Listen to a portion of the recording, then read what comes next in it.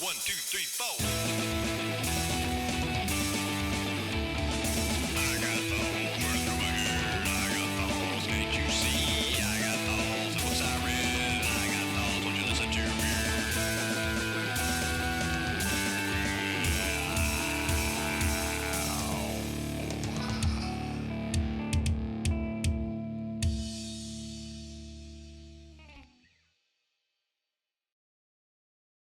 In the Metal Black, Bill brings this case to Jack, and he tells him that the FBI will let him work on cases, but won't let him really touch anything that's related to, that could be in any way related to his wife's disappearance. So Jack's like, well, I have to work. And Bill goes, well, I got something for you. And he tells him that there's this case in Mississippi, where these kids killed these two girls, and they think the parents think it was based on this song. So Jack's like, okay, well, I can do that, but what's this got to do with anything? He said, well, both the girls they killed were named Sarah, which is odd, but not really such a big deal until he plays Jack the song, The Metal Black. And in the middle of the song, there's a spoken word part of it. And I'll go ahead and read from the book here. The singer's voice became clearer as the music softened to a low drone. The interlude built from a low drone to a shrieking crescendo. Jack clearly understood the words. Sarah? Can you hear me, Sarah? Is this your blood on my hands, Sarah? Why can't I remember killing you? Oh, Sarah, did you scream as I cut your throat? Did you see the nothing in my eyes when I killed you with the metal black? Very creepy, but hardly a firm connection to Jack's wife's disappearance until he discovers that the singer who wrote that song wrote it while they were touring in Maine on the exact date that Jack and Sarah disappeared, or that they were last seen. And Jack says, it's not a far trip from coincidence to synchronicity, Jack interrupted. Does the court gig pay?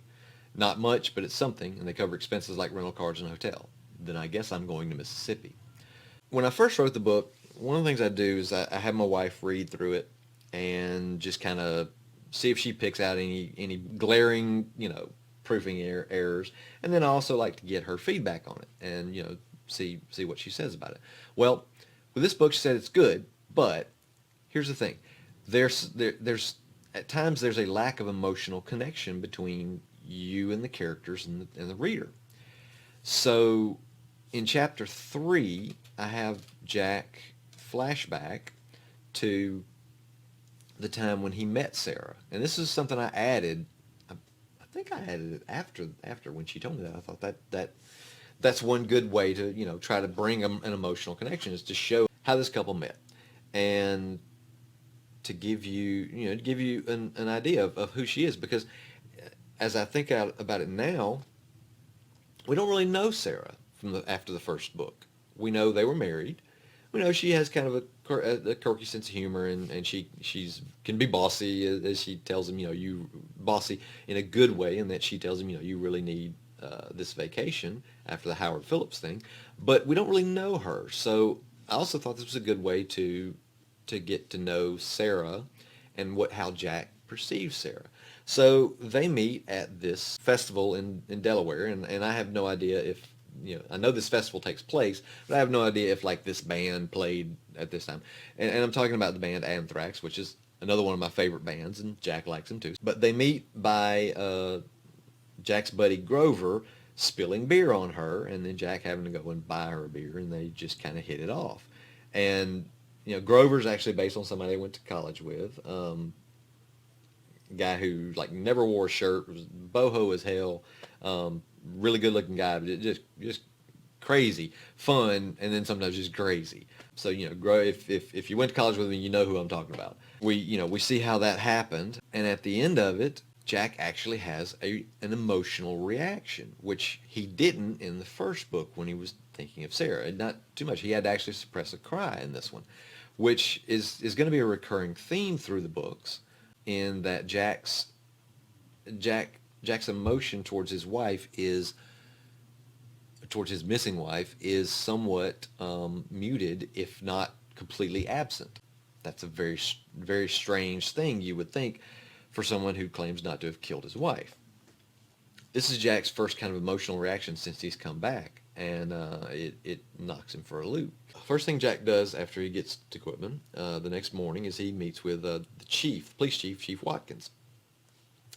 And there's another kind of, I don't know if it's like stereotypical, but prototypical small town southern policeman. A nice guy, but a little battered. He was the one that told Bill about the case because it was his case, and he and Bill were knew each other in Iraq during the Second Iraqi War.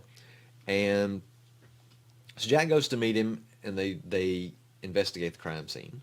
You know, if you read the first book and you looked at the last video, I talked about how the ground in George Baxter's slaughterhouse was just super soaked with blood. There was still blood in it and it wasn't going away. Well, we have the same kind of thing happening here at the ritual crime scene.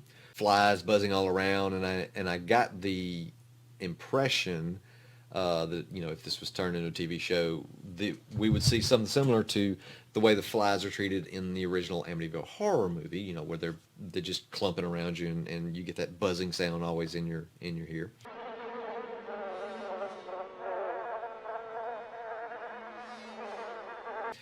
And Jack sees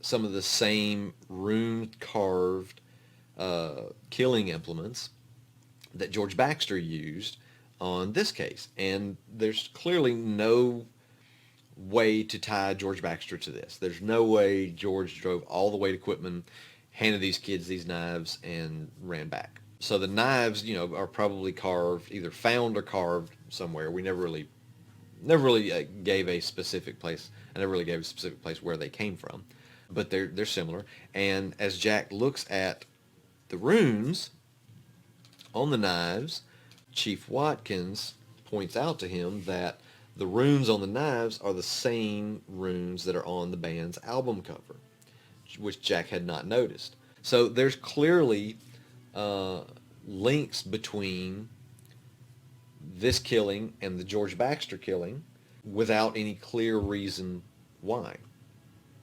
And we later find out that the kids, Craig and Caleb Haynes, mention a song that they hear, this particular song, but they also mention The Sleeper, which was something that George Baxter mentioned as well. But at the end of the scene, Chief Watkins tells him, "Oh, so you're meeting the parents then?" And he said, "Yeah, we are in for a treat." The Haynes, this family is the Haynes family.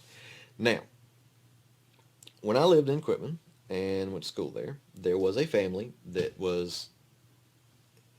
had the same reputation this family has. And so I've based this on this family. I'm not going to say the family's name. But, you know, it was one of those things that I kind of assume is in every small town. You get these, you know, every white southern small town, you get these families that are just white trash families, and everybody knows them. Everybody knows who they are. Everybody makes fun of them. Kids make fun of them. And it's, you know, and I'll just call them the Haynes, as I did in the book. You know, them Haynes kids they're always dirty. They always got lice, you know, and kids in school would make fun of them, or they would say, "You got cooties like the Hayneses," you know, that kind of cruelty. And, you know, like I said, I assume this is in every Southern family, or every Southern town, little rural town, but, you know, I could be wrong. All I know is my own experience. That was my experience, is that these people, and the worst part is, I'm sure they were probably lovely people. Maybe not. I don't know. But I wouldn't know, because the reputation, you know, as a kid, you wouldn't make friends with a Haynes kid. You would be like, "Oh, that Haynes kid. I'm not gonna touch him. Everybody think I have cooties now." It's funny. I was, as a kid, when I moved to Quitman, and even when I moved up here, I was bullied a little bit. I won't say that I was, you know, that I was bullied to the point of suicide or that kind of. Obviously, that kind of thing. But I experienced my fair share of bullying because I was a skinny kid, skinny smart kid who could always make straight A's without really having to work, and other people would have to work. And I was a nerd. I loved comics. I loved action figures and all that kind of stuff. So yeah, I was kind of a target because I was an easy target. I was a little weak, and I didn't respond well to bullying because I wouldn't go out and fight you. Because let's face it, I'd probably get my ass kicked. I mean, a little weed. Still fairly skinny, although, getting a little spare tire now. But even in that context for myself, I would make fun of the Haynes kids. Because you do. You're a kid, and you respond to peer pressure. You don't want to be ostracized as bad as them. So not only do you let the bullying go, you participate in it. And I'm hoping, I hope that, one of the things that the anti-bullying movements have done over the last decade or two is made it so that there are fewer kids like me who have no business, participating or helping in this bullying, and so don't. These kids, for whatever reason, if their families, don't have money or poor or anything like that, they at least don't have to go to school and constantly fight for respect that they should be given just on GP, just on general principle. Jack goes to meet them, and fun fact, the house that I described the Haynes living in is or was an actual house when I lived in Quitman. On the way home, outside of Quitman, this little gray, beat up old house, stereotypical car on blocks in the front, typical white trash house. Don't know if it's still there. Wouldn't surprise me. When I say that rural Mississippi is stuck in amber, a lot of times, you can go down to specific houses, specific places, and they are. Their house, same house. So we meet the Haynes parents, Teresa and Earl, and I think around this time that execrable Honey Boo Boo show was on, and my wife was watching it, and so the look of these two people are kind of based on those parents from those horrible parents from that horrible show. Kids are not. The kids are just kids, just Southern kids. And we see the youngest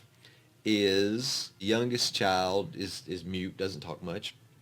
Not mute through any particular physical malady, but just doesn't talk much. And we learned that the kids were bullied, but they fought back. So it was one of those where the kids they protected each other because no one else was going to.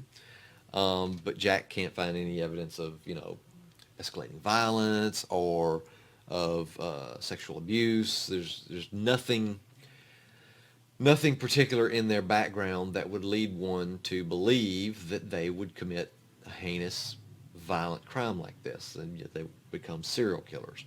And the only thing that connected those kids to violence was their love of this violent music.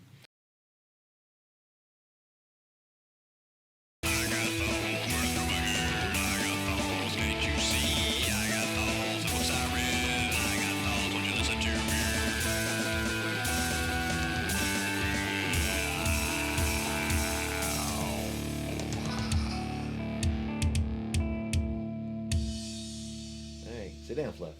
Sit down, buddy. Yeah, there you go. You're good. You just sit right there. There you go. Hey, I'm right here.